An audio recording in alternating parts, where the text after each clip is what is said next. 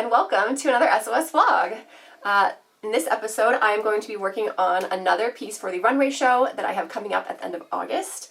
I think we're about 6 weeks away at this point, and I only have one piece done so far. That was the jacket that you watched in the last video, so I need to get to work. But I am very excited about this next one. I am going to be making a shift dress sort of style dress.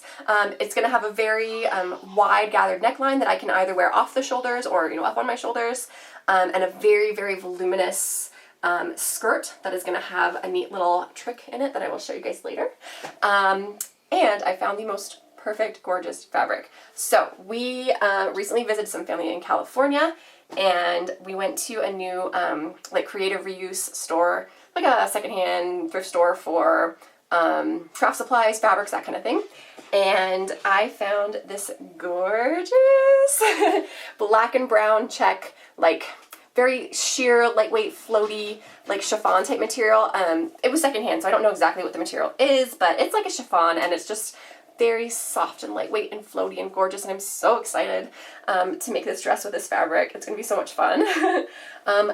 But because the fabric is very lightweight and very thin and slippery and wants to fray easily, like it's not necessarily the easiest fabric to work with, so I've kind of had to lock in, and I may or may not have, again, forgotten to film some B-roll, but I'm doing my best, and I hope to kind of like give you some tips and techniques for sewing with this fabric along the way. But I did already cut out and assemble the pieces of the skirt for the dress.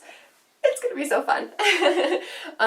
Yeah, so I basically took like a very basic, very simple trapezoid shape. I cut 6 panels, so it's gonna be, like I said, very voluminous, very wide. It's gonna be gathered, and it will make for a very fun, floaty skirt, so I'm very excited for that. And then I have the pieces of the bodice cut out, so that's what I'm gonna be assembling next, is the bodice.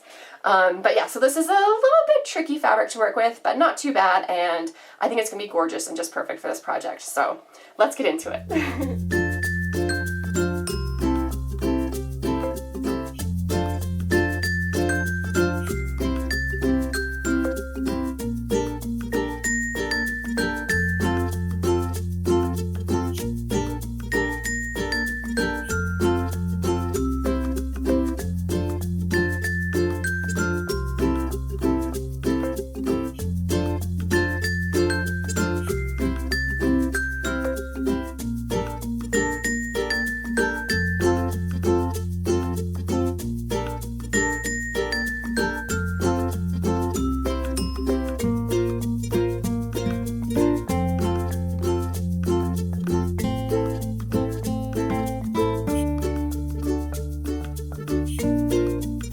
So I've made some progress. I have assembled all of the pieces of the bodice, as well as actually sewn a little hem along the bottom. I think, number one, that'll make it easier to attach to the skirt pieces, but also I made a very narrow hem which created a little channel so that I can do the gathering more easily with some string instead of trying to do like a basting stitch with this delicate fabric.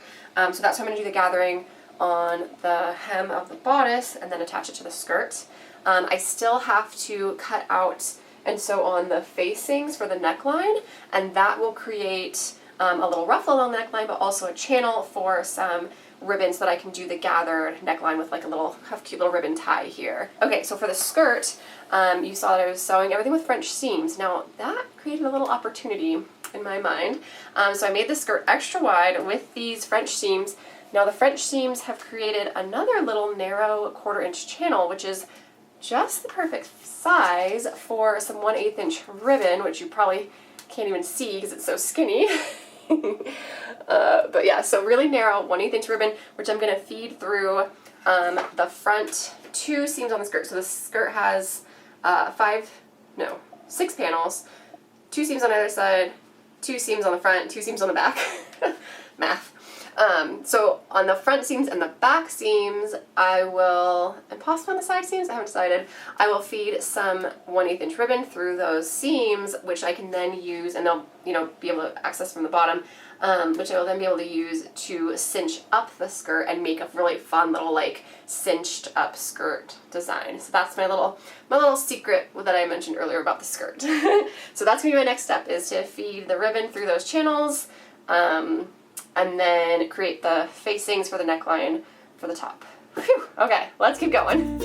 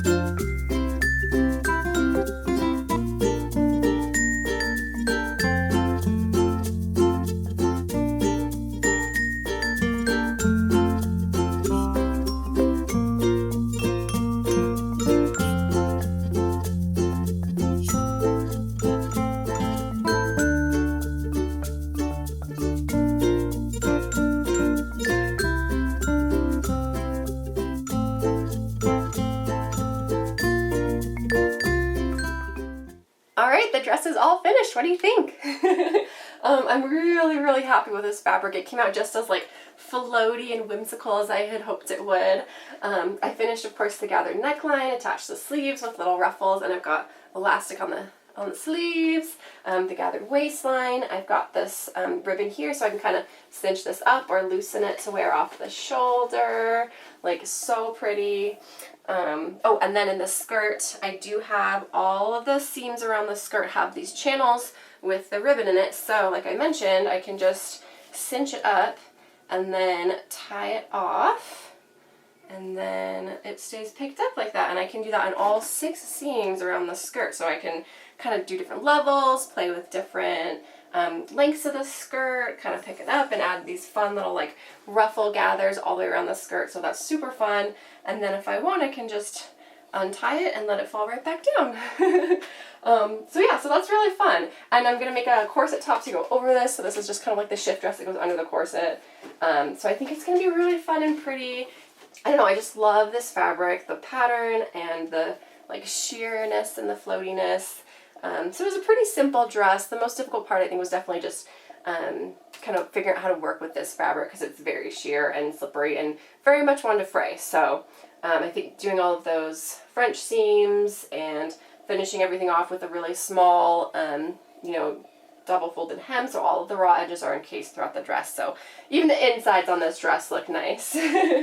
But yeah, it's all finished. I think it came out great. I'm really happy with it. I hope you guys enjoyed watching, and make sure you stay tuned because I have more pieces coming up for this runway show. So thanks so much for watching, and I'll see you guys in the next one. Bye.